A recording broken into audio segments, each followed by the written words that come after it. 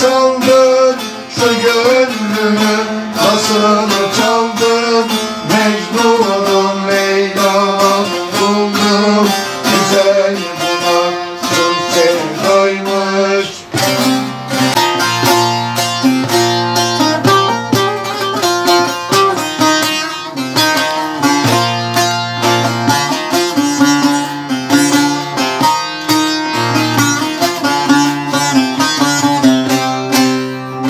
Ben Bursa Orhaneli ilçesinin Karesi köyünden. Çocukluğum ilkokulu bitirince kadar köydeydi.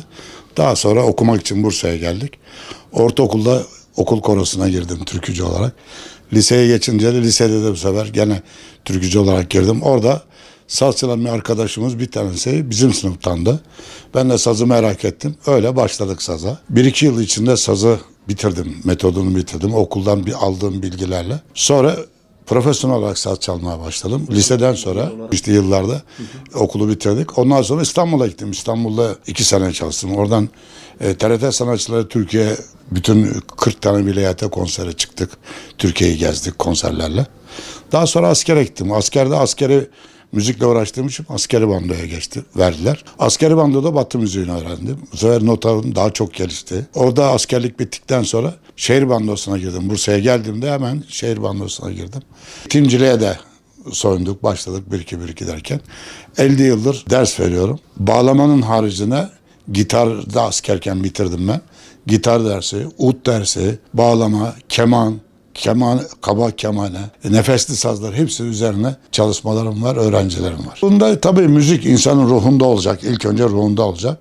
Bizden büyüklerimizde gördük mesela bizim çobanlarımızın hepsinin çantasında hem kavalı vardır ya yetişkin çobanlarında zurnası vardı. Orada mesela ben 7 yaşımda kaval çalmayı öğrendim. 10 yaşımda zurna çalıyordum. Zurna kendimin yoktu ama büyük çobanlarda vardı. Onların 10 dakika üflemek için 2 kilometre ileriden soğuk su getiriveriyordum ki bana müsaade etsin zurnasını çalayım diye. Böyle başladık işte. İlkokulu bitirdikten sonra okumak için Bursa'ya geldik. 50 yıldır ders veriyorum. Binlerce öğrencim var. Artı Büyükşehir Belediye Konservatuvarı'nın halk müziği bölümünü 80'li yıllardan başlayarak 10 yıl milleti bir araya müzisyenler getirerek orkestra kurduk. İşte yer istedik falan. 93'te resmen açıldı. Ben ilk öğretmeniyim.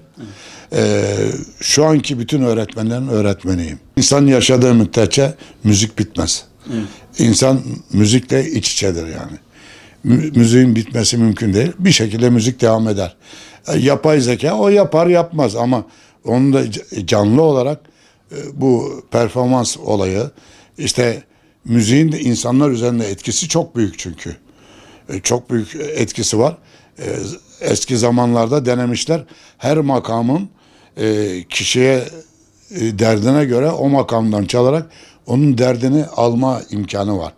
Duvarı nem yıkar, insanı gam yıkar diye bir atasözü var. İnsan üzüntüsünden daha çok hasta olur. Yani bu hangi enstrüman çalarsanız çalın, bir enstrüman çaldığınız an üzerinizdeki bütün o stres, ağırlık hepsini unutuyorsunuz. Unuttuğun an tedavi olmuş olursun farkında olmadan. Hangi enstrüman çalarsanız çalın size çok büyük bir tedavidir. İnsanın hobisine göre seçer ama her sanat insanı kötülüklerden alır.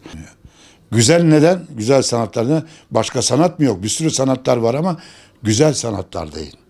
Güzel sanatların olması şu, daima güzelin güzelini yakalamaya çalışıyorsunuz. Ve o sonsuz. O güzellik bitmiyor. Güzelin güzeli var.